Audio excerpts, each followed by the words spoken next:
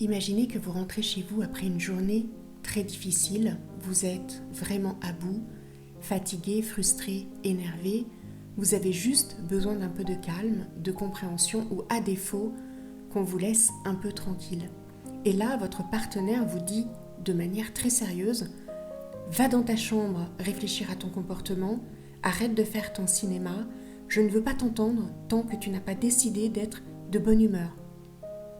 On est d'accord que ce serait absurde, n'est-ce pas? Même humiliant. Et pourtant, c'est exactement ce qu'on dit par réflexe à nos enfants. Pas parce qu'on est méchant, pas parce qu'on veut leur faire du mal, mais parce qu'on a appris que c'est comme ça qu'on éduque.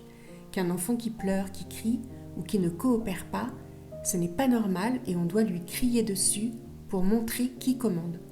Qu'il faut lui montrer qui commande et qu'il doit obéir à tout prix.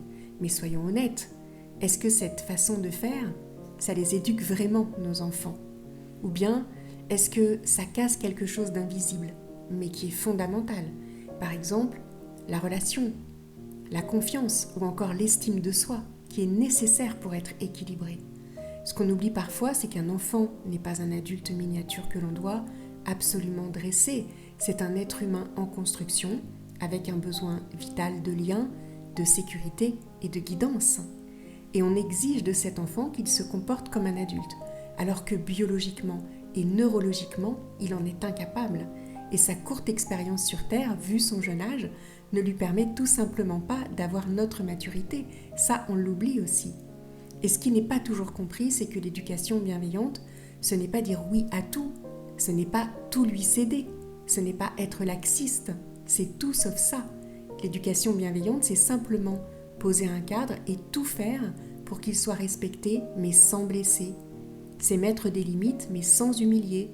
C'est guider sans dominer. Et tout ça, ça s'apprend. Comme on apprend à jouer d'un instrument, pas à pas. Et je dis apprendre parce que cette éducation-là, elle n'est pas innée. Ce n'est pas celle qui est pratiquée depuis toujours en fait. Alors pour vous aider, j'ai créé un guide gratuit qui s'appelle Parents éclairés, 8 piliers pour une parentalité apaisée. Vous pouvez le télécharger gratuitement via le lien en description de cette vidéo. Vous y trouverez des repères concrets, humains et profondément respectueux du développement de votre enfant.